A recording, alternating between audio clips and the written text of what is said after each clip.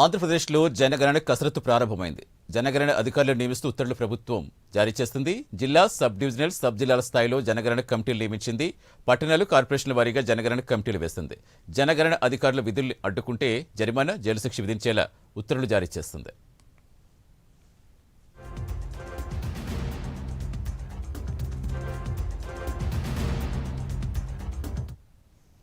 పూర్తి సమాచారం ఇచ్చేందుకు మా కరెస్పాండెంట్ శ్రీహరి జనవుతున్న. శ్రీహరి, ఇంకా ఉత్తర్వులు ఏమని పేర్కొంది? ఎప్పటి నుంచి స్టార్ట్ కాబోతుంది జనగణన?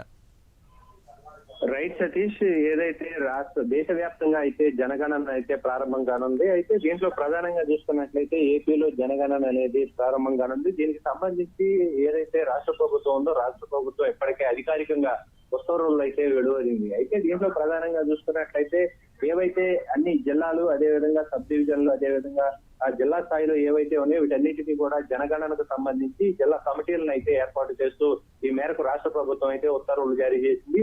దీంట్లోనే ప్రధానంగా చూసుకున్నట్లయితే పట్టణాలు, అదేవిధంగా కార్పొరేషన్లు, అదేవిధంగా జిల్లా స్థాయితో పాటు గ్రామాలు ఏవైతే ఉన్నాయో వీటన్నిటిలో కూడా కమిటీలను నియమిస్తూ ఇప్పటికే ఉత్తర్వులు అయితే వెలువడాయి. దీంతో పాటు జనగణన అధికారులు ఏవైతే ఉన్నాయో వీళ్ళ అధికారులతో పాటు వారికి కావలసిన విధులు ఏవైతే విధులకు ఆటంకాలు కలిగించిన అటు రాష్ట్ర ప్రభుత్వం ఏదైతే తీసుకున్న ఈ మేరకు ఆదేశాలు ఉన్నాయో వీటికి ఆటంకాలు ఎవరైతే కలిగిస్తారో వారందరిపైన కూడా తగిన చర్యలు, అదేవిధంగా వారికి జైలు శిక్షతో పాటు జరిమానా విధించేందుకు కూడా రాష్ట్ర ప్రభుత్వం వెనుకాడపోమని చెప్పని ఈ మేరకు ఉత్తర్వులు అయితే విడుదల చేసింది. Satish, right, thank you Srihari.